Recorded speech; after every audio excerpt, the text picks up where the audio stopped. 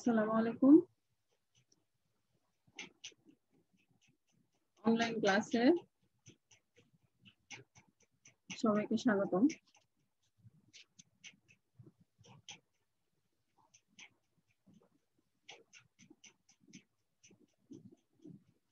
আজ আমরা যে টপিক নিয়ে আলোচনা করব সে আলোচনায় যাওয়ার আগে আমি তোমাদের সাথে একটু কথা বলে নিতে চাই। আশা করছি সবাই আল্লাহর রহমতে ভালোই আছো। আজকে শুরুতে নিজের পরিচয়টা একটু দেই। তোমাদের সাথে আছি আমি দীপা খাতুন, প্রভাষক, ইসলামের ইতিহাস ও সংস্কৃতি, শহীদ স্মৃতি সরকারি কলেজ, মুক্তাগাছা, ময়মনসিংহ।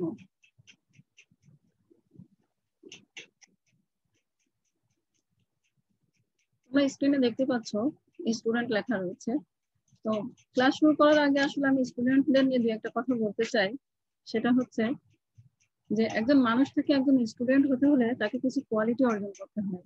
তো তুমি যখন সেই কোয়ালিটি গুলো অর্জন করতে না পারবে তখন হয়তো আমরা বলি তাকে স্টুডেন্ট, কিন্তু আসলে সে কতটা স্টুডেন্ট সে নিজেই ভালো বলতে পারবে।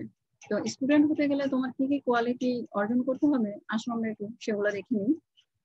তো দেখো, আমি প্রত্যেকটা লেটার দিয়ে এখানে প্রত্যেকটা লেটার দিয়ে এক একটা ইলাবোরেশন আছে, আমি সেই ওয়ার্ড গুলো তোমাদের দেখাচ্ছি। প্রথমে আছে এস ফর স্টাডি, এরপরে আছে টি ফর ট্রুথফুলনেস, এরপরে দেখো ই ফর ইউনিটি, এরপরে D for discipline, then E for energy, then for neat and clean, and সর্বশেষ রয়েছে টি ফর প্রেজার্ভ। তো যখন তুমি স্টুডেন্ট হবে তোমার এতগুলো কোয়ালিটি তোমাকে অর্জন করতে হবে। তাহলে এখন তোমাদের কাছে আমার একটা প্রশ্ন রইলো যে এই কোয়ালিটি গুলাকে আমরা আসলে অর্জন করতে পারছি, বা আমরা যখন আমাদের স্টুডেন্ট বলে পরিচয় দিচ্ছি তখন কি আমাদের ভিতরে এই কোয়ালিটি গুলো থাকছে কি? এই কথা বলেই আমি আমার আজকের আলোচনায় চলে যাব। আজকের আলোচনায় যাওয়ার আগে তোমাদের দেখো একটা নাম এসেছে আমাদের স্লাইডে। আমরা ইতিহাসের স্টুডেন্ট হই আর না হই, এই নামটা যখন আমরা দেখব তখনই আমরা বুঝতে পারি, যদি আমাদের ন্যূনতম ইতিহাস সম্পর্কে ধারণা থাকে, যে এই নামটা কোন ঘটনার সাথে বিশেষভাবে সম্পর্কযুক্ত। তো যখন তুমি এই নামটা দেখবে তখনই বুঝতে পারবে যে আমি কি বোঝাতে চাচ্ছি, বা সে কি বোঝাতে চাচ্ছে, টিচার কি বোঝাতে চাচ্ছে। তো তোমরা যেহেতু ইতিহাসের স্টুডেন্ট অবশ্যই তোমরা বুঝতে পেরেছো এই নামটা যে টপিকটার সাথে সম্পর্কযুক্ত সেটা হচ্ছে সিন্ধু বিজয়। তাহলে আজকে আমরা দেখো সিন্ধু বিজয় নিয়ে আলোচনা করব। আজকের পাঠ আমাদের বিষয় হলো ইসলামের ইতিহাস ও সংস্কৃতি। আমরা আলোচনা করব প্রথম অধ্যায়ের ভারতে মুসলিম শাসন প্রতিষ্ঠা, এবং এই ভারতে মুসলিম শাসন প্রতিষ্ঠার যে প্রথম যে পাঠ আজকে আমাদের লেকচারের যে শিরোনাম সেটা হচ্ছে সিন্ধু ও মুলতান বিজয়। সিন্ধু, মুলতান এই জায়গাগুলো কোথায়, এবং আমাদের আজকে প্রথম অধ্যায়ের আলোচনার বিষয় হচ্ছে ভারতের মুসলিম শাসন প্রতিষ্ঠা।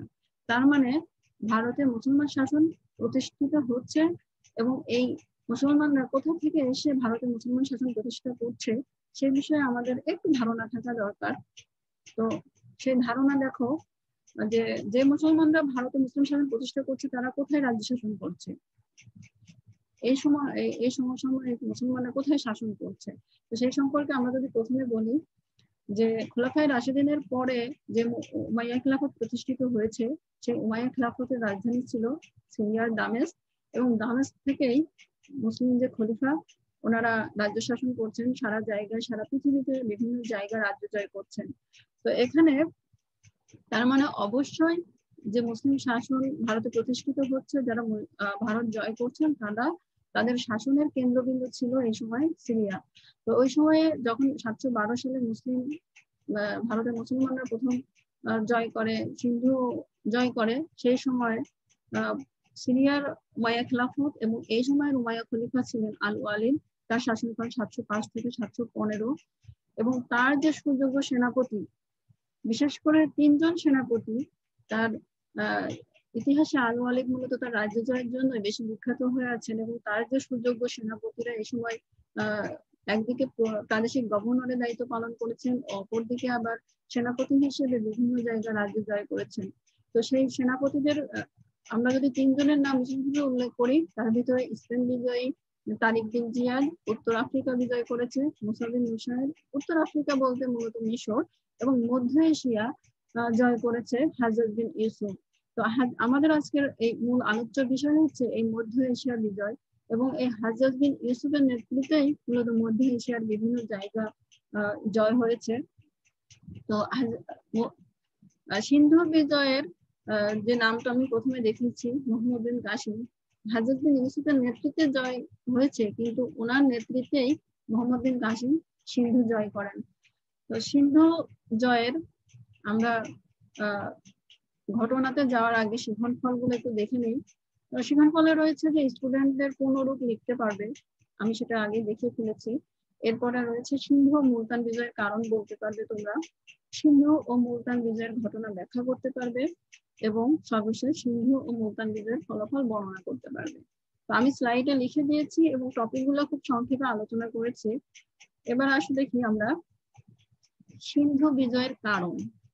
তো সিন্ধু বিজয়ের কারণ আলোচনা করার আগে আমরা আরেকটু জিনিস জেনে নেই, সেটা হচ্ছে যে ভারতে কি এই 712 সালে প্রথম অভিযান পরিচালিত হলো নাকি এর আগেও হয়েছিল? তো এর আগেও দুইবার ভারতে অভিযান পরিচালিত হয়েছে। একটা হচ্ছে 636 থেকে 37 খ্রিস্টাব্দে হযরত ওমরের রাজত্বকালে এখানে একবার অভিযান পরিচালিত হয়েছে এবং দ্বিতীয় অভিযান পরিচালিত হয়েছে 644 থেকে 656 খ্রিস্টাব্দের মধ্যে হযরত ওসমান রাদিয়াল্লাহু তাআলা আনহু এর রাজত্বকালে। এবং তৃতীয়বার যখন ভারতে অভিযান পরিচালিত হচ্ছে সেটা হচ্ছে খলিফা আল ওয়ালিদের সময়ে 712 সালে। তো সিন্ধু বিজয়ের কারণগুলোকে আমরা দুই ভাগে ভাগ করে আলোচনা করতে পারি। প্রথম কারণ হচ্ছে পরোক্ষ কারণ, পরেরটা হচ্ছে প্রত্যক্ষ কারণ। পরোক্ষ কারণ হচ্ছে যেটা সরাসরি ঘটনার সাথে সম্পৃক্ত নয় কিন্তু বিভিন্ন ঘটনাগুলা সেই ঘটনাটা ঘটার জন্য দায়ী, এবং প্রত্যক্ষ কারণ হচ্ছে যেটা সরাসরি যে কারণে ঘটনাটা ঘটে থাকে। তো পরোক্ষ কারণগুলা কি কি আমরা একটু দেখি। পরোক্ষ কারণগুলোর ভিতরে রয়েছে দুটি ব্যর্থ অভিযানের প্রতিক্রিয়া স্বরূপ দ্বিতীয় অভিযান, তারপরে শত্রুদের বিশেষভাবে সাহায্যকরণ। এখানে শত্রুদের বিশেষভাবে সাহায্যকরণ বলতে হাজ্জাজ বিন ইউসুফ যখন পারস্য অভিযান করেন সেই সময় সিন্ধু রাজা দাহির সেই পারস্য শত্রু বাহিনীকে বিশেষভাবে সাহায্য করে। বিদ্রোহীদের ভারতে আশ্রয় দান। ভারতে আশ্রয় প্রদান বলতে হাজ্জাজ বিন ইউসুফ যখন পারস্য অভিযান পরিচালনা করেন সেই সময় কিছু বিদ্রোহী সৈন্য ভারতে এসে আশ্রয় নেয় এবং সিন্ধু রাজা দাহির তাদের ভারতে আশ্রয় দেন। এবং সর্বশেষ যে পয়েন্টটা বলেছি সেটা হচ্ছে বাণিজ্যিক সম্পর্ক স্থাপন। বাণিজ্যের ক্ষেত্রে সমুদ্র বাণিজ্যটাই সব থেকে ইম্পর্টেন্ট এবং সবসময় সমুদ্রটা নৌপথ খুবই গুরুত্বপূর্ণ ভূমিকা পালন করে। তো সেই ক্ষেত্রে ভারতে বাণিজ্য সম্প্রসারণ করাও একটা হয়তো তাদের উদ্দেশ্য ছিল। প্রত্যক্ষ কারণে আসি। দেখো প্রত্যক্ষ কারণ এখানে আমি স্লাইডে লিখে দিয়েছি যে সিংহলে বসবাসকারী কিছু সংখ্যক আরব বণিকের মৃত্যু হলে সিংহল রাজ সেসব পরিবার এবং খলিফা ও হাজ্জাজ বিন ইউসুফের জন্য মূল্যবান উপঢৌকনপূর্ণ 8টি জাহাজ আরবের উদ্দেশ্যে প্রেরণ করলে সিন্ধুর দেবল বন্দরে সেই জাহাজগুলো লুণ্ঠিত হয়। হাজ্জাজ এর ক্ষতিপূরণ দাবি করলে সিন্ধু রাজ দাহির এতে কর্ণপাত না করলে হাজ্জাজ ক্রুদ্ধ হয়ে ভারতে আক্রমণে দৃঢ় প্রতিজ্ঞ হন।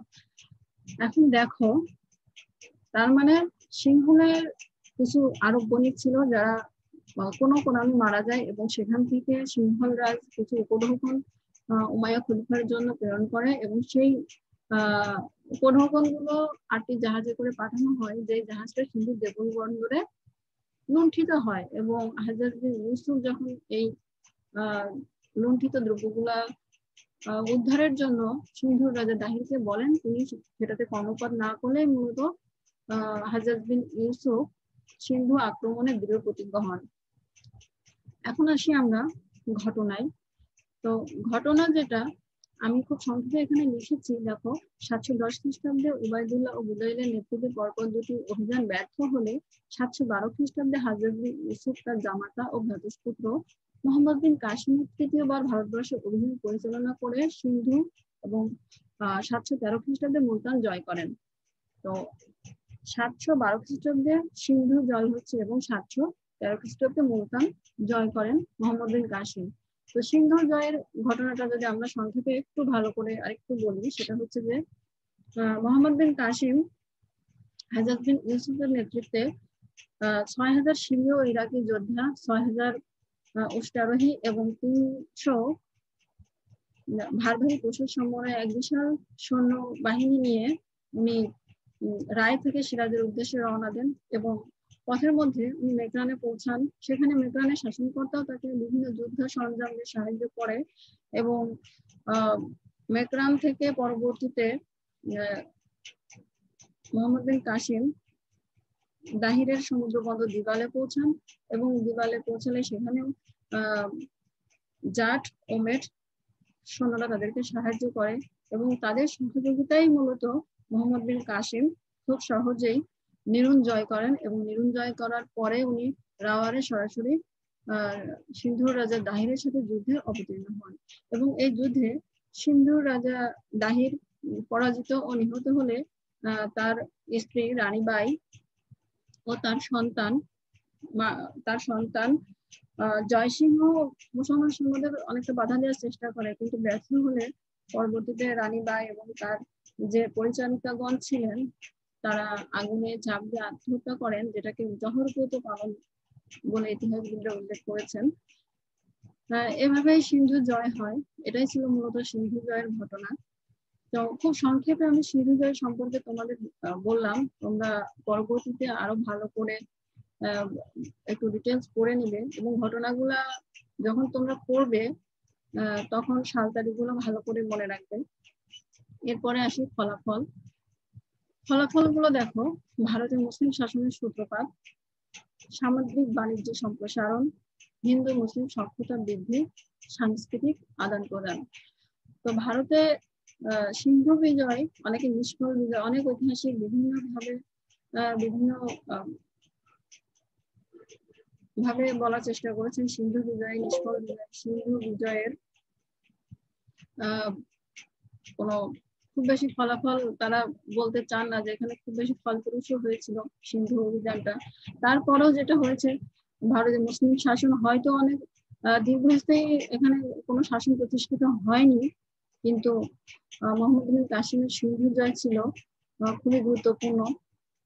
সিন্ধু জয়ের মধ্য দিয়ে মূলত এখানে প্রথম রাজনৈতিক ভাবে মুসলমানদের আগমন ঘটে। তো এই ছিল আমাদের মূলত সিন্ধু বিজয়ের ঘটনা। আমরা খুব সংক্ষেপে জানলাম সিন্ধু বিজয়ের কারণ, ঘটনা, ফলাফল। তোমরা সবাই ভালো থেকো, সুস্থ থেকো। সবাইকে ধন্যবাদ জানিয়ে আজকের মতো ক্লাস এখানে শেষ করছি। আল্লাহ হাফেজ।